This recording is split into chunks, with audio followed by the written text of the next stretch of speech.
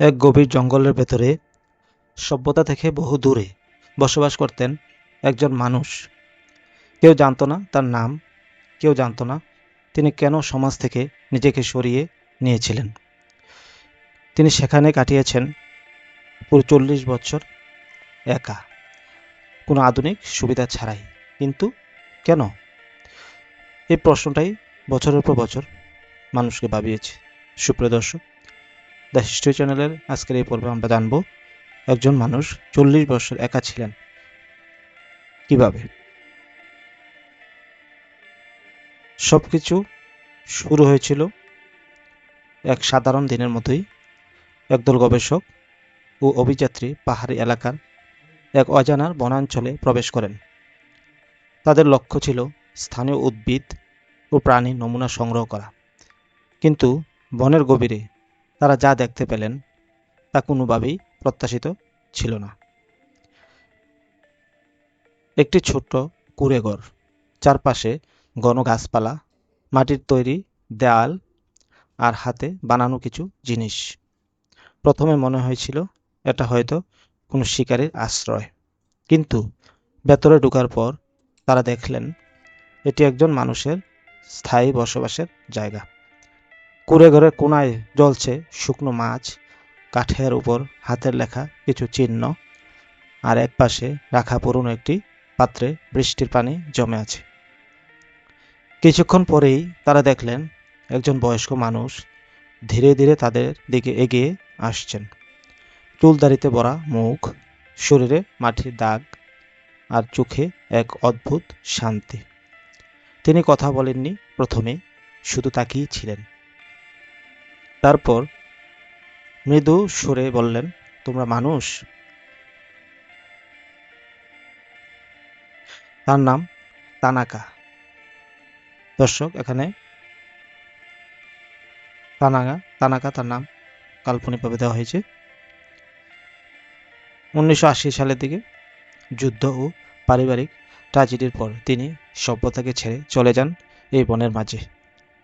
তিনি বিশ্বাস করতেন মানুষ যতই এগুচ্ছে প্রকৃতির সঙ্গে ততই বিচ্ছিন্ন হয়ে যাচ্ছে।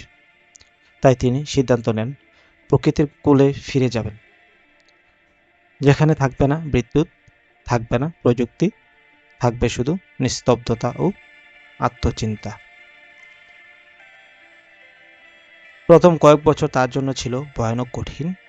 খাবার জোগাড় করা, বৃষ্টি থেকে বাঁচা, ঠান্ডা মোকাবিলা করা, সবকিছু তাকে একাই শিখতে হয়েছে। তিনি গাছের ফল, নদীর মাছ, এমনকি পাতার সাহায্যে ওষুধ তৈরি করতেন। ধীরে ধীরে তিনি প্রকৃতির সঙ্গে এমন এক সম্পর্ক তৈরি করেন যা আমাদের কল্পনার বাহিরে।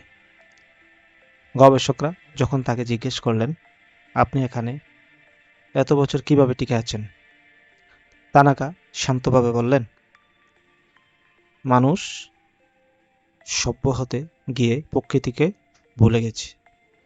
আমি শুধু প্রকৃতিকে মনে রাখার চেষ্টা করেছি। তার কথাগুলো ছিল গভীর, দার্শনিক আর একই সঙ্গে করুণ। বছরের পর বছর একা থাকার ফলে তিনি আধুনিক পৃথিবীর সব অভ্যাস ভুলে গিয়েছিলেন। তার কাছে সময় মানে ছিল সূর্যের ওঠানামা, আর রাত মনে হয়েছিল তার গল্প। তার তৈরি হাতের লেখা চিহ্নগুলো ছিল এক ধরনের ডায়েরি।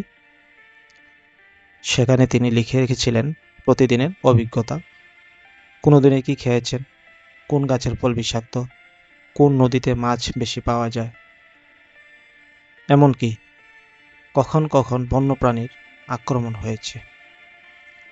সবচেয়ে আশ্চর্য ব্যাপার হলো তিনি কোনো দিনই কারো ক্ষতি করেননি, না বন্যপ্রাণীর না বনাঞ্চলের। তিনি নিজেকে বলতেন প্রকৃতির অতিথি। গবেষকরা তার গল্প জানতে পেরে অবাক হন।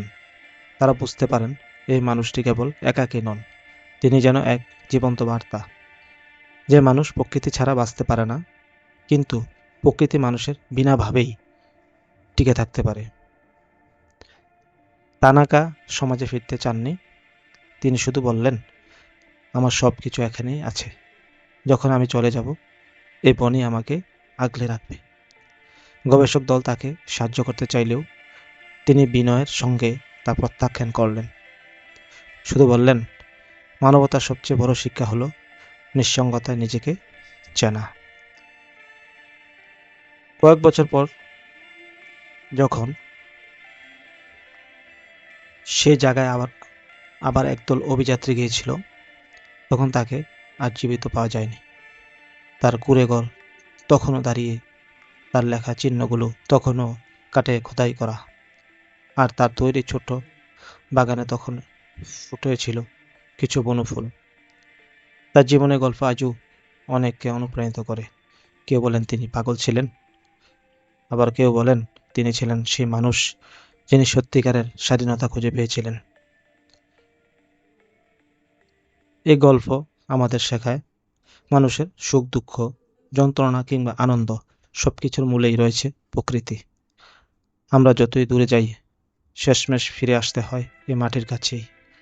তানাকার মতো মানুষ হয়তো খুব কম, কিন্তু তার জীবন আমাদের মনে করিয়ে দেয়। কখনো কখনো একাকিত্বই মানুষকে নিজের সঙ্গে সবচেয়ে গভীরভাবে পরিচয় করিয়ে দেয়।